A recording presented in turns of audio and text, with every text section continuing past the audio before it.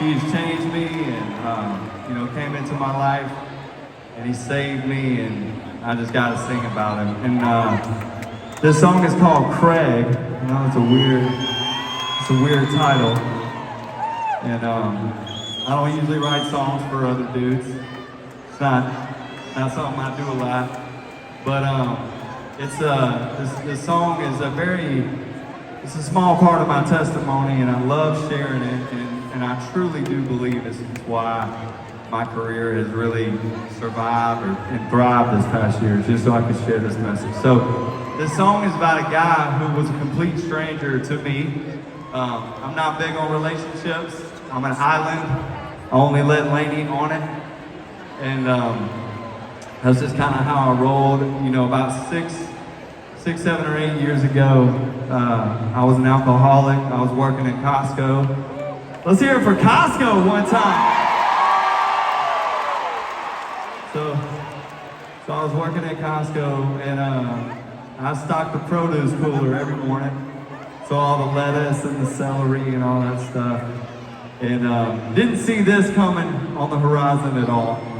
Honestly, couldn't even afford Applebee's. I wasn't going to Applebee's a lot then. But so my wife, her name is Lainey. She's freaking awesome. She's been a believer basically since we met. We met in 11th grade, and I don't know why she likes me, but we always fought about what we're going to teach our kids. I didn't believe in God. She believed. And one day she got invited to this church called Redeeming Grace. And she was invited by a young lady named Laura. And I didn't like Laura when I heard that she invited us to church. I didn't want to go visit a church. I thought we were finished with the church hunting phase of our life.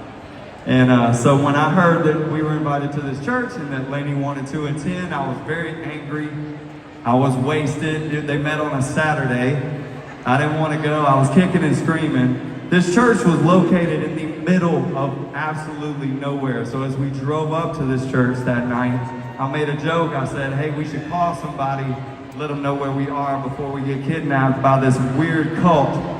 And even my kids, even Lainey laughed at that. She was like, that's pretty funny. But we walked in this church. I smelled like alcohol.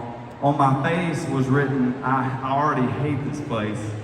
And this guy walked up to me, his name was Craig, and he shook my hand super hard, and he said, man, I'm glad you're here. And I didn't believe him. I was like, it's one of those greeter guys, that's his job. And I was like, whatever. Well, fast forward, just to make the story as brief as I can, Craig shows up a few years later at one of my son's baseball games, and me and my wife were sharing a car.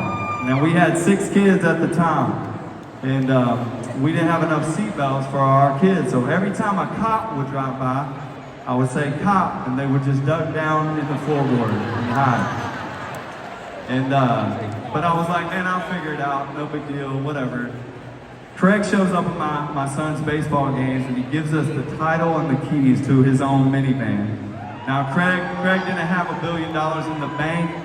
He had to go buy a used car to replace it. Anyway, he helped us out in a time of need. But one of my favorite things about the story is that I wasn't Craig's project. I was just his friend. He wasn't beating me over the head with some Bible stories or anything like that. He was just loving me, and he saw a need, and he filled it.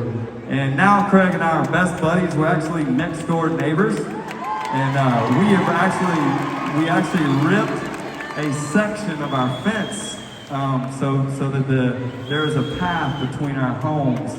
And that's just what God does. He just rips down walls between people for relationships and Him. So we actually just wrote a book. It's called Glad You're Here. It's out now. You can check it out if you want. But thanks for letting me share this.